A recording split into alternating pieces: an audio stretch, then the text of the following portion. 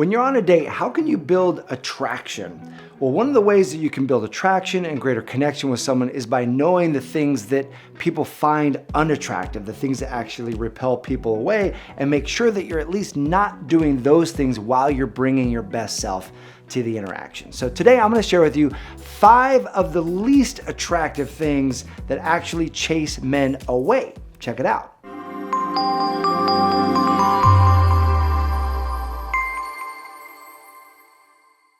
Hey there, my name is Matt Boggs, and I'm the founder of the Love and Relationships Division here at the Brave Thinking Institute, where our mission is empowering people to create and live a life they love.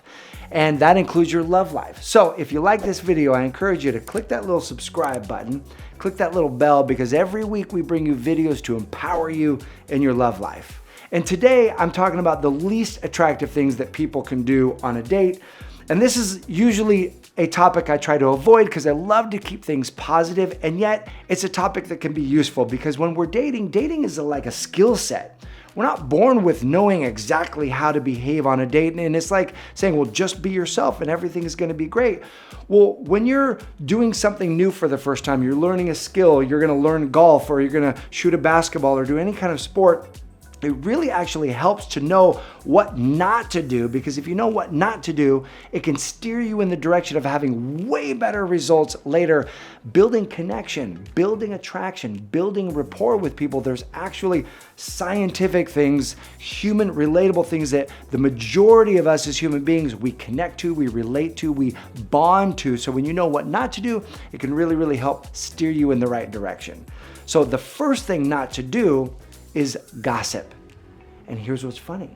Most people don't even know when they're gossiping because they've been raised with gossip. The majority of people have been raised with parents that gossip. So what is gossip? And what's funny is when you extract gossiping as a topic of conversation, often people don't even know what to talk about because they've been so used to gossiping. That's really what they've trained themselves. All of their conversations center around gossip. So what is the definition of gossiping? Gossiping is where you're giving a report about someone else that person hasn't yet confirmed. That isn't public knowledge because that person has made it public knowledge. So you're talking about a friend of yours that you work with, a coworker, and you're like, you know what, this person, they just stuff all their emotions. Like they don't express themselves. Anybody has something to say with them, they just stuff it down. And I think that's why they get sick all the time and blah, blah, blah, blah, blah. And you're talking about this other person. You've never once had this conversation with them. That person hasn't made it public knowledge that yes, that is the case indeed. That is gossip. Or you're like, gosh, I really hate it when this person does this and they do that. Anytime you're talking about someone else and they haven't yet confirmed that report or that story, that is considered gossip. And the captain of all gossip is when someone says, and you might have people in your life that do this, you might be the person in your world that does this, where you're talking with someone, you're like, so this person told me this and not to tell anybody. So I'm going to tell it to you, but you can't tell anybody, okay? That is like the ultimate gossip. So here's what it's like on the receiving end of that. What happens? You know that if this person is talking about other people in a negative or derogatory or critical way, it's only a matter of time before they talk about you that way. Here's the challenging part. It's interesting.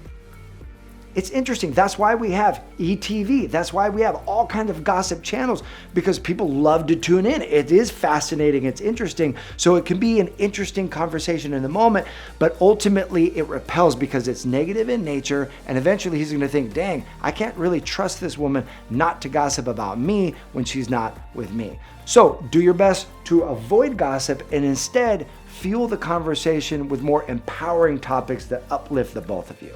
Number 2 is using victim language.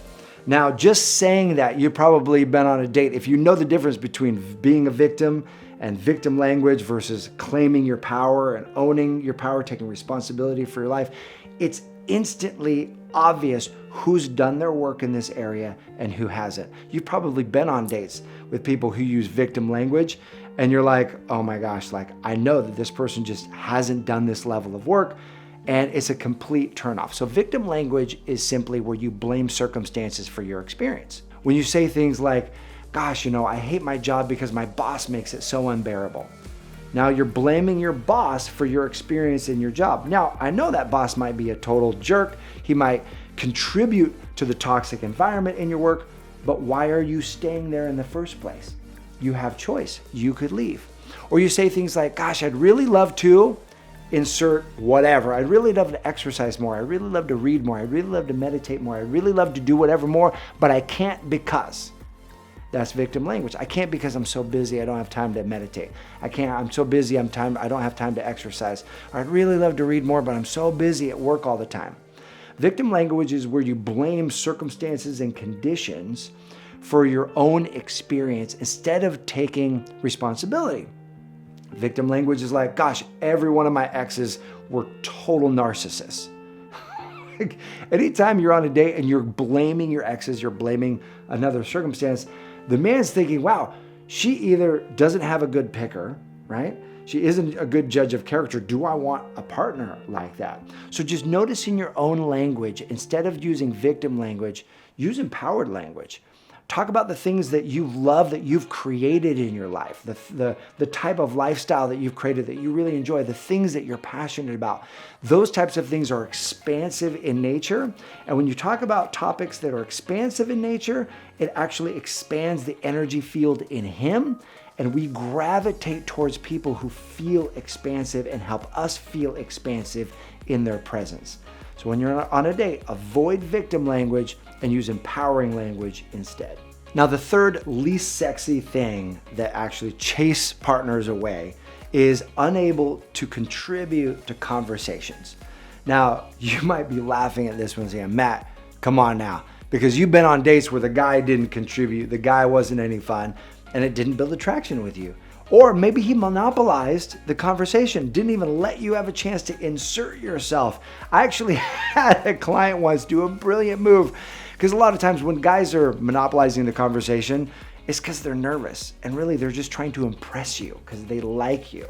So it's not always that they're narcissists. A lot of the time, it's that they're just trying to impress you and up their chances with you, and they're unskilled. So they're over talking in the conversation. So after about 20, 30 minutes, my client paused him and she said, I've learned a lot about you and you have such a fascinating life. Like, I'm highly interested and intrigued. And I realize you don't know a whole much about me. So would you be willing to do me a favor? And he's like, yeah, I'd be willing to do anything. And she was like, would you be willing to ask me some questions and get to know me? And he kind of took him back and he was like, oh, I'm so sorry. Tell me about you. And he leaned in, he asked all kinds of questions that took their relationship, that took that conversation rather to the next level, took their relationship further. He asked her out for a second date. It was a great pattern interrupt. So both of your ability to contribute to the conversation is really, really important. So you both get to know one another and it makes it interesting. And let me just say this. I believe that conversation, the art of conversation, that's a dying art. So many people spend so much time on their phones and flipping through apps, and you probably can relate to this, that sitting when you're not on your phone, when you're not engaged in something else, and you're just gonna have a conversation with someone, that takes practice. And so what are you gonna talk about? What are the things that you find interesting? So a couple of tips here. Number one, talk about family and your past. You want to keep things interesting, talk about things you're passionate about. So some of our greatest, most emotionally impactful moments are how we grew up. So ask him about some of the favorite moments he had as a kid that he enjoyed the most. Ask him about what he learned from his mom or his dad that helped him become the man he is today. Asking him about things that matter to him will keep the conversation really, really interesting. And most often he'll ask you the very same questions. And that way, you're both sharing about things that matter to you, and that's what makes the conversation interesting. Now, both number 4 and number 5 are a bit of pet peeves more than anything else, like subconscious things that push people away. And while I usually don't like talking about things that are this surface level, these two, I believe, were worthy of bringing up just so you can be self-aware, whether you're doing these things or not. And I actually noticed on number 4, I tend to do this at times in my own life, in my own relationship. But number 4 is called vocal fry. And I just did it right there, vocal fry. It's where you actually don't put enough air into your words and you have this fry sound in your words. And there was this great study done where they had 800 people and they recorded these phrases both with vocal fry and without vocal fry. And the question on the table was, is this person likable? Is this person trustworthy? And would you want them on your team? In other words, would you hire this person? And by and large, they completely was a double-blind study, randomized all these phrases, and the one distinguishing factor were the phrases, it was just audio. The audio that had vocal fry was significantly rated less trustworthy, less likable, and they didn't want them on their team than people who spoke with more air, more power in their voice. So now, I know this is a nuance, this is just something interesting, but just notice in yourself whether you tend to end your sentences with the full air, the full statement, or you tend to go into more vocal fry, which sometimes I tend to do as well. Now, in no way, shape, or form am I saying change who you are for someone on a date. But if this is giving rise to an awareness of something that you're doing that's not connected to who you are, it can be a beautiful thing to say, oh, I didn't even know I was doing that. And it might be pushing people away in an unconscious way. So you can make that adjustment and build more attraction on the date. Number 5 is also sort of a surface level tactical or strategic thing that we do that either bonds people to us or chases or pushes people away, and it's called uptalk. Now, when I first studied and learned about communication and how to speak as a professional presenter, this was one of the topics that we talked about is how do you demonstrate confidence? How do you demonstrate authority? How do you demonstrate certainty? You see so many dating coaches putting out there the advice, you gotta be confident. Well, how do you do that? There's all kinds of elements that comes with confidence. One of the ways that you're confident comes across in both your body language, but also how you use your voice. And uptalk is the antithesis of confidence because uptalk is where you put a question mark at the end of every sentence, and it doesn't make you sound like you know what you're talking about, but more like you're asking for permission that they might actually agree with you.